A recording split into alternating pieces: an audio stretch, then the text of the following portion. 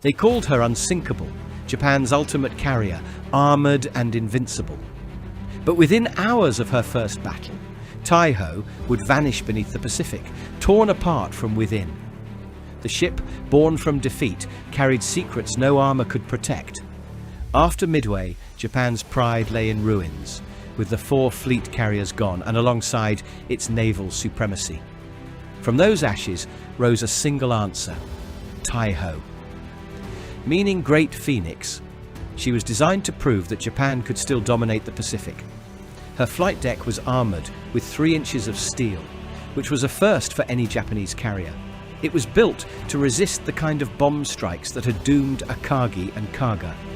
Beneath all that armor, her hull was compartmentalized like a purebred battleship, with fuel lines reinforced, her engines capable of over 33 knots.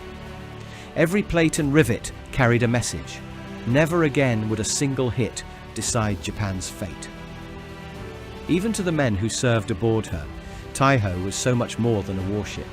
She was redemption in motion, a solid symbol that Japan could still control the air and the ocean.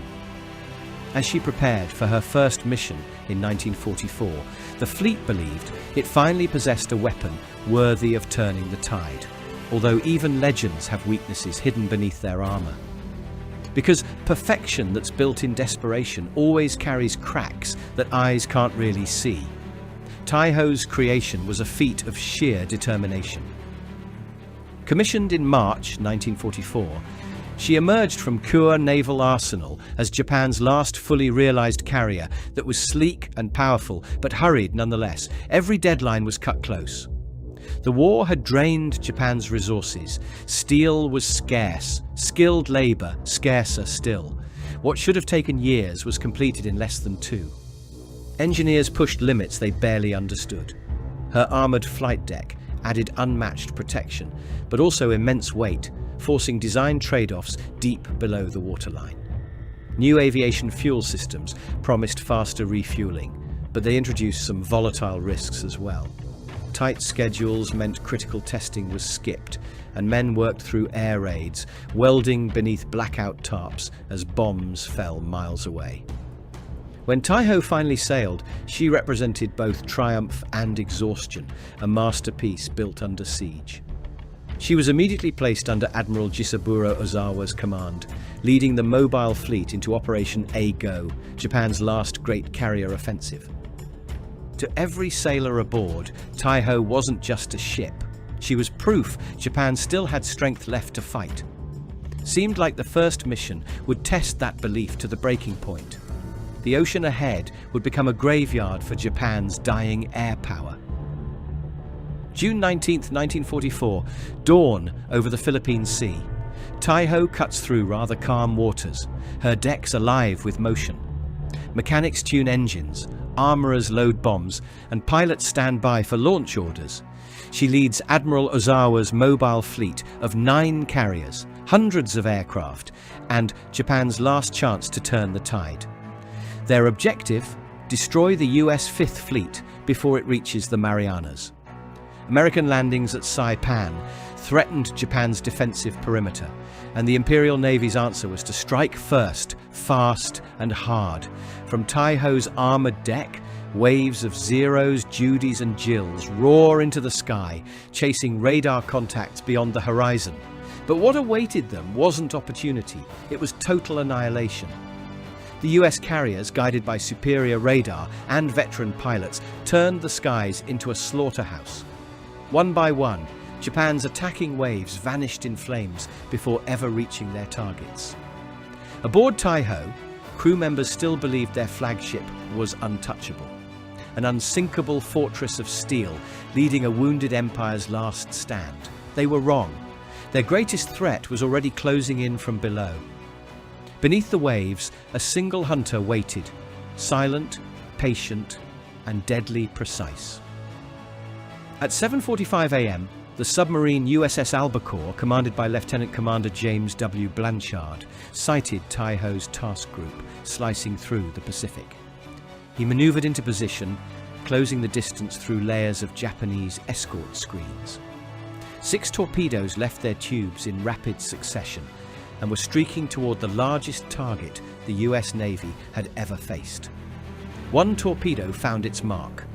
It struck Taihō's starboard side beneath the forward aircraft elevator. The explosion ripped open her aviation fuel tanks, flooding the lower compartments with volatile gasoline fumes. The carrier lurched, listing slightly, but her engines kept turning. To the men aboard, it felt survivable.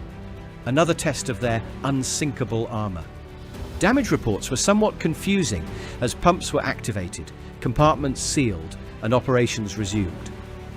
Pilots continued launching for the morning strike, unaware that each takeoff vibrated the leaking tanks below. In the command tower, Admiral Ozawa received word, minor damage, under control. The truth was far worse.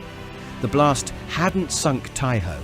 It had transformed her into a floating bomb, waiting for the smallest spark to end her. What followed wasn't enemy fire, just human error turned catastrophe.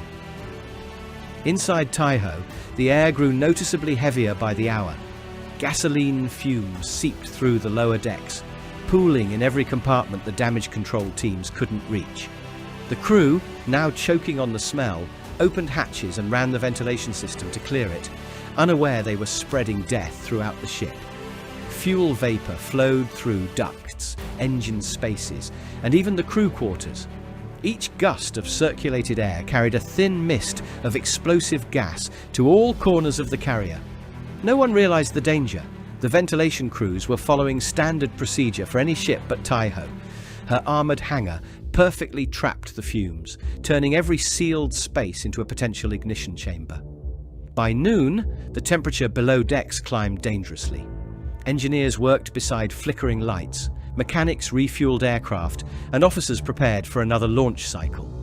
From the outside, Taihō looked untouched, calm, organized, efficient. But below the armored deck, the unsinkable carrier was seconds away from becoming her own worst enemy. Then, without warning, the ship became its own executioner. At 14:30 hours, the inevitable happened. Deep inside Taihō's hull, a faint spark that was likely from an electric motor or tool found the vapor cloud that had filled the ship. The result was instant and absolute. A thunderous explosion ripped through the hangar decks, hurling aircraft, ammunition, and men into the air. Bulkheads tore apart as secondary blasts followed. Flames engulfed everything, from the bridge to the engine rooms. Sections of the armored flight deck buckled upward. Elevators were blown clear off their rails. Crew members who survived the initial blast scrambled through darkness and smoke, but there was nowhere to go as every passageway led to fire or flooding. Admiral Ozawa was forced to transfer his flag to another ship. Captain Kaku Takuya stayed behind, refusing to leave until evacuation was complete. Within hours, Taihō, the pride of the Imperial Navy, rolled onto her side and disappeared beneath the Pacific. From the surface, survivors could only watch as the sea swallowed the unsinkable carrier whole, leaving nothing but oil, debris, and silence. Yet even as she died, courage flickered across the smoke-choked horizon. As Taihō burned, Captain Kaku Takuya refused to abandon his post. He moved calmly through the bridge, issuing orders to save as many men as possible. Survivors later recalled his voice steady, even as fire closed in around him. When the final blast tore through the ship, he was still aboard, the last to leave, the first to die. Overhead, returning pilots circled the devastation in disbelief. They had fought bravely in the Philippine Sea, only to find their carrier gone, their home erased in hours. Some ditched nearby to rescue floating crewmen. Others had to fly on, fuel nearly gone, toward uncertain land bases that would never see them arrive. Beneath them, the sea concealed the silent hunters that had made it possible, submarines using depth, current and darkness as their terrain, striking with precision Japan could neither match nor defend against. Taihō's loss wasn't just mechanical, it was spiritual, the breaking of Japan's carrier soul, sunk not by enemy fire alone, but by fate, courage, and the cost of human error.